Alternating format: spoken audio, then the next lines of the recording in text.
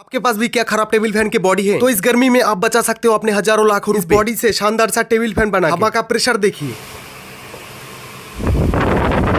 इस high speed fan को बनाने के लिए सबसे पहले लेंगे एक 775 डीसी मोटर। देखिए मैं अगर चाहता तो पूरे फैन को पीवीसी पाइप से बना सकता था, लेकिन देखिए सारे कंपोनेंट सभी के पास नहीं होता, इसीलिए हम पुराने टेबल फैन के बॉडी का यूज करेंगे हाई स्पीड फैन बनाने के लिए। तो चलिए हाई स्पीड फैन बनाते हैं। आपने भी मेरे तरह बहुत सारे 775 डीसी मोटर देखे होंगे, लेकिन इस तरह का डीसी मोटर आपको मार्केट में अलग अलग तरह के मिल सकते हैं। अब जब भी मोटर खरीदे तो बेयरिंग वाला मोटर खरीदने का कोशिश कीजिए, आपको बेयरिंग वाला मोटर में ज्यादा आरपीएम देखने के लिए मिलता है। फिलहाल हम इस टेबल फैन को बनाने के लिए इस बूज वाले मोटर का यूज करेंगे। इस फैन के साथ मोटर को फिट करने के लिए सबसे पहले हम पीवीसी पाइप का एक एल सॉकेट लेंगे। सॉकेट के दोनों तरफ हम सैंड पेपर से अच्छी तरीके से घिस देंगे। घिसने के बाद हम यहाँ पर थोड़ा सा एसी वायर लेंगे। तो मैंने यहाँ पर थोड़ा वायर लिया है, आप अपने हिसाब से ले सकते हो। इस तरह के डीसी मोटर में आपको पॉजिटिव और नेगेटिव देखने के लिए मिलता है। तो मोटर में पॉजिटिव के साथ रेड वायर को जोड़ेंगे और नेगेटिव के साथ ब्लैक वायर को जोड़ेंगे। तो मोटर के दोनों वायर को अच्छी तरीके से यहाँ पर हम लोग सोल्डरिंग कर देंगे। मैंने मोटर में वायर काफी मजबूती से सोल्डरिंग किया है। तो अब हमें मोटर के वायर को इस सॉकेट के अंदर फिट करना है। सॉकेट में मोटर को आप अलग अलग तरीके से फिट कर सकते हो, लेकिन हम जो है थोड़े से अलग तरीके से फिट करेंगे। तो हम जो है सबसे आसान तरीके से फिट करेंगे मोटर। थोड़े से पीवीसी पाइप का कटा हुआ हिस्सा मोटर के ऊपर चढ़ा देंगे। अब ये मोटर बहुत ही आसानी से एल सॉकेट के अंदर फिट हो जाएगा। अब हमें ग्लू लगाने की यहाँ पर जरूरत नहीं। इस तरीके से मोटर फिट करने से, मोटर खराब होने से मोटर को हम रिपेयर कर सकते हैं। अब हम इस फैन के बॉडी के नीचे के हिस्से को खोलेंगे। अगर हम लोग एक 12 वोल्ट बैटरी पैक बना के इस बॉडी के अंदर फिट करें तो आसानी से बॉडी के अंदर ही बैटरी फिट हो सकता है। फैन के इस वाले हिस्से में काफी सारा कचरा है, तो हमें इसे क्लीन करना है। हम इसे सैंड पेपर से अच्छी तरीके से घिस देंगे।